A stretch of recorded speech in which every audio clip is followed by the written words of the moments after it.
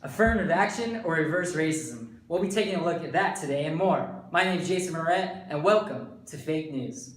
In 1961, President John F. Kennedy signed Executive Order 10925, ordering that federally funded projects take affirmative action to ensure that applicants are employed and employees are treated during employment without regard to race, creed, color, or national origin. Affirmative action began as a simple idea to expand equality and has morphed in a charged, divisive topic. Here to discuss the history of affirmative action is Chief Editor Ryan Tejada. Thank you, Jason. Did you know the Civil Rights Act of 1964 made it illegal to discriminate against students and college applicants on the basis of race or gender? By proving bias in college admissions is quite difficult. As a result, many schools adopted a so-called affirmative action policies. To help ensure greater diversity, methods may vary, but affirmative action refers to the special consideration given to women, racial minorities, and members of other historically excluded groups. While opponents often refer to it as reverse discrimination, this strategy was meant to level the playing field for those who have been disproportionately rejected by college admissions. Oh, okay. Yes, and also, affirmative action policies initially focused on improving opportunities for African Americans in employment and education. The Supreme Court's Brown v. Board of Education decision in 1954 outlined school segregation, and the Civil Rights Act of 1964 improved life prospects for African Americans. In 1965, however, only 5% of undergraduate students, 1% of law students, and only 2% of medical students in the country were African American. President Lyndon Johnson, an advocate for affirmative action, signed an executive order in 1965 that required government contractors to use affirmative action policies in their hiring to increase the number of minority employees. In the following years, colleges and universities began adopting similar recruiting policies, and over time, the enrollment rates for African Americans and Latino students increased steadily. Yo, stop sleeping on the job. Thank you, Ryan. A combination of federal and state laws set the parameters for how schools may implement affirmative action policies. However, these policies continue to be challenged and altered in the courts. Several universities implemented affirmative action policies after passage of the Civil Rights Act, but the U.S. Supreme Court first established legal limits for such policies in a 1978 case involving a medical school applicant. The applicant, a white male, sued the school after he was denied by admissions, claiming that he was the victim of discrimination. While the court ultimately ruled in his favor, it also held that race could be one of many factors used by admissions in the effort to desegregate colleges. But the court ruled that setting a racial quota violates the Equal Protection Clause of the 14th Amendment, so schools adopted more nuanced methods. Recently, a major defeat in the years-long conservative drive to roll back affirmative action in higher education has come into play with the Supreme Court's most recent decision in the case of Fisher versus the University of Texas in 2016. Joining us now to discuss the Supreme Court's decision is Law Deputy Bureau Chief Devin Reyes. Welcome, Devin. Tell us what were some of the highlights of this case. Thank you, Jason. Pleasure to be here. Well, this really all started after the University of Texas decided to modify its race-neutral admissions policy. The rather recent admittance policy admits all in-state students who graduated in the top 10% of their high school classes, but for the remainder of the in-state freshmen, the university considered race as a factor in admittance. This all began when Abigail N. Fisher, a Caucasian female, applied for the undergraduate admission to the University of Texas in 2008.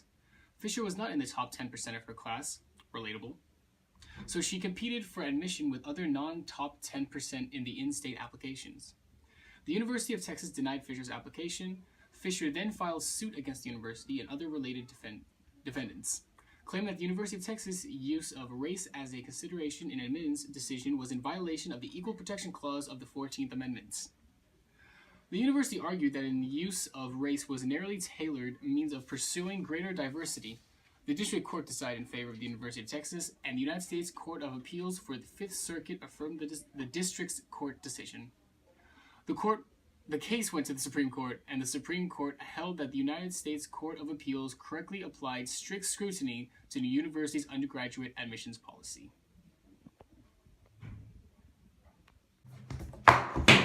Yes, I see. So tell me, what exactly does this decision mean in concern with affirmative action? So, the decision, Fisher v. University of Texas, considered an unusual program and contained a warning to other universities that not all affirmative action programs will pass constitutional muster. But the ruling's basic message was that the admissions officials may continue to consider race as one factor among many in ensuring a diverse student body. The decision, by 4-3 votes, was unexpected. Justice Anthony M. Kennedy, the author of the majority opinion, has long been skeptical of race-sensitive programs and has never before voted to uphold an affirmative action plan. He dissented in the last major affirmative action case. Clip on. Okay. Shut up, Jason, we're live. Oh, okay.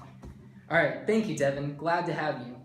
Many people argue that affirmative action policies are necessary in order to compensate for centuries of racial, social, and economic oppression. Generally, individuals with higher socioeconomic status have more opportunities than those from lower socioeconomic backgrounds. Supporters believe that certain racial or ethnic groups are disadvantaged because they are frequently in lower income brackets, consequently are not exposed to the same resources as students from higher socioeconomic classes. Advocates support the notion of competition between students based on merit, but argue that affirmative action compensates for economic disparities. Affirmative action was created to ensure fair admission practices and to rectify a long period...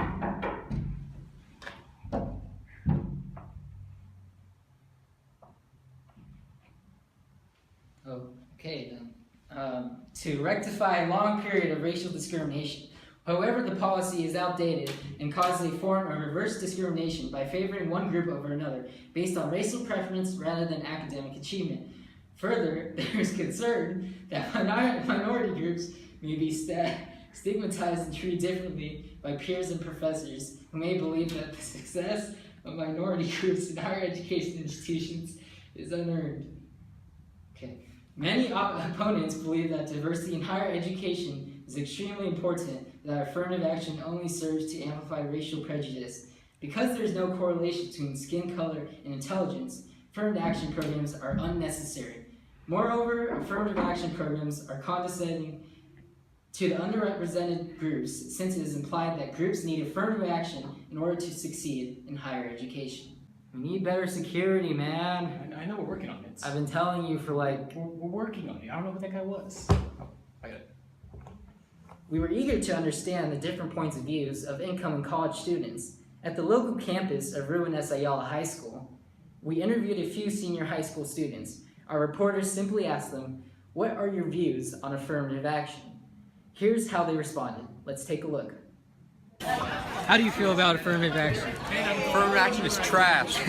I know you're not filming me. How do you feel about affirmative action? I don't know, man. My thoughts on affirmative action are that I don't have to worry about it because I'm gonna get in where I'm gonna get in. So you can give points to whoever you want, and I will just keep on applying to all the schools. Don't listen to him. Don't listen to him. So what do you think about affirmative action? Affirmative action sucks. Or no, it's good. I like it. Wait, why? No, it sucks. It's good because black people and Asian people get to go to school together. Shut up! This is not your interview. From This is affirmative my action. interview. All right? Affirmative action is decent and bad. Affirmative action is Thank you. racism against Asian people. And white liar. That is all for today, and there's no words on the teleprompter. I don't know what to say. There's no words on the teleprompter. What does that mean? What are you talking about? There's no words. There's no words on the teleprompter. I don't know what to say. It's right there. Look at it. There's no words on It's there. literally right there. Yeah, there's no word. I don't know want what that words? means. You want words? Shut up. Take We'll more do it words. live. We'll do it What are you live. talking about? Screw it. We'll do it live. That is all for today. My name is Jason Moret, and this has been Fake News. Dude, it's right here.